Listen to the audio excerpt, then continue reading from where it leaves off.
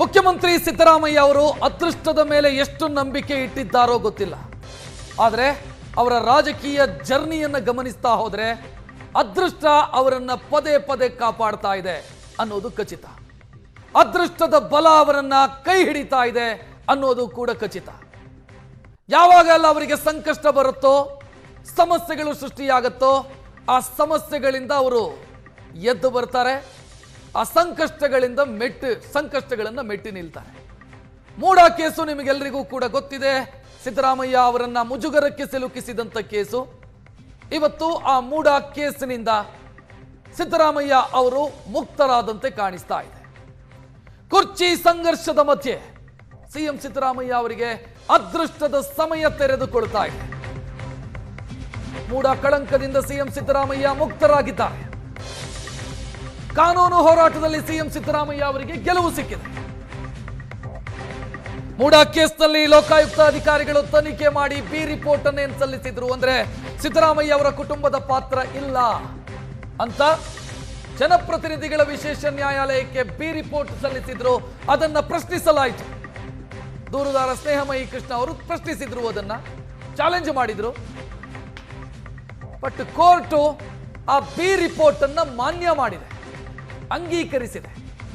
ಆ ಮೂಲಕ ಮೂಡಾ ಅಕ್ರಮದಲ್ಲಿ ಸಿದ್ದರಾಮಯ್ಯ ಮತ್ತವರ ಕುಟುಂಬದ ಪಾತ್ರ ಇಲ್ಲ ಅನ್ನೋದನ್ನ ಕೋರ್ಟು ಸ್ಪಷ್ಟಪಡಿಸಿದೆ, ಅಥವಾ ಕೋರ್ಟು ಕೂಡ ಒಪ್ಪಿಕೊಂಡಿದೆ.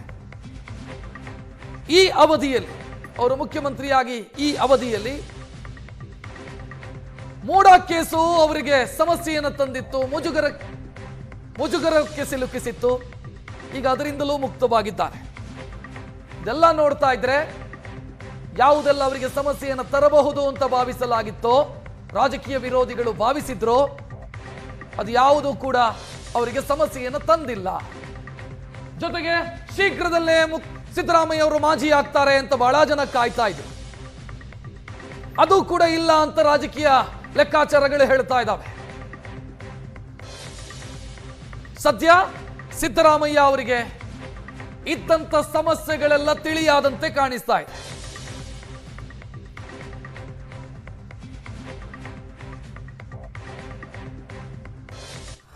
ಮೂಡಾ ಪ್ರಕರಣಕ್ಕೆ ಸಂಬಂಧಪಟ್ಟಂತೆ ಏನು 1ರಿಂದ 4ನೇ ಆರೋಪಗಳಿದ್ದಾರೆ, ಅವರ ವಿಚಾರದಲ್ಲಿ ಲೋಕಾಯುಕ್ತ ಅಧಿಕಾರಿಗಳು ಸಲ್ಲಿಸಿದಂಥ ಬಿ ಅಂತಿಮ ಅವರಿಗೆ ಸಂಬಂಧಪಟ್ಟ ಹಾಗೆ ನಾನು ತಕರಾರು ಅರ್ಜಿಯನ್ನು ಸಲ್ಲಿಸಿದೆ. ಅದಕ್ಕೆ ಪೂರಕವಾಗಿ ಸಾಕಷ್ಟು ಸಾಕ್ಷ್ಯಗಳನ್ನು ಕೂಡ ಮಾನ್ಯ ನ್ಯಾಯಾಲಯ ಗಮನಕ್ಕೆ ತಂದಿದ್ದೆ. ಸೊ ಅದನ್ನೆಲ್ಲ ಪರಿಗಣಿಸಿ ಬಿ ಅಂತಿಮ ಅವರನ್ನ ತಿರಸ್ಕಾರ ಮಾಡಿ ಏನು ನಾನು ಆರೋಪ ಮಾಡಿದ ಆರೋಪನ ಸಾಬೀತುಪಡಿಸೋದಕ್ಕೆ ಅವಕಾಶ ಕೊಡಿ ಅಂತೇಳಿ ಒಂದು ಮನವಿಯನ್ನು ಸಲ್ಲಿಸಿದೆ. ಆ ಮನವಿ ಸಂಬಂಧಪಟ್ಟಾಗೆ ವಾದ ವಿವಾದ ಕೂಡ ಆಗಿತ್ತು. ಅವೆಲ್ಲವನ್ನು ಪರಿಗಣಿಸಿ ಮಾನ್ಯ ನ್ಯಾಯಾಲಯ ಇವತ್ತು ಒಂದು ತೀರ್ಪನ್ನು ಆದೇಶವನ್ನು ನೀಡಿ ಏನು ಲೋಕಾಯುಕ್ತ ಅಧಿಕಾರಿಗಳು ಸಲ್ಲಿಸಿದ್ದಾರೆ ಬಿ ಅಂತಿಮ ವರದಿನ ಅಂಗೀಕರಿಸಿದ್ದಾರೆ. ಸೊ ಇದು ಯಾವ ಆಧಾರದ ಮೇಲೆ ಮಾನ್ಯ ನ್ಯಾಯಾಲಯ ಅಂಗೀಕರಿಸಿರೋದು ಆದೇಶವನ್ನು ಪಡೆದು ಓದಿದ ನಂತರ ಗೊತ್ತಾಗುತ್ತೆ.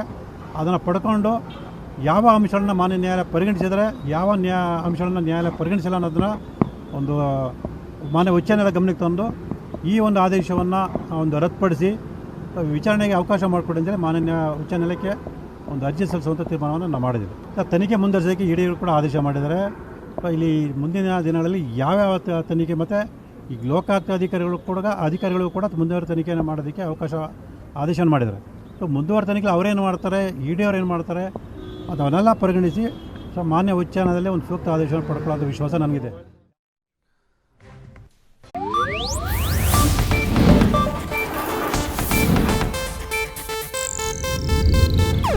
ಇದು ಏಷ್ಯಾನೆಟ್ ನ್ಯೂಸ್ ನೆಟ್ವರ್ಕ್ ಪ್ರಸ್ತುತಿ.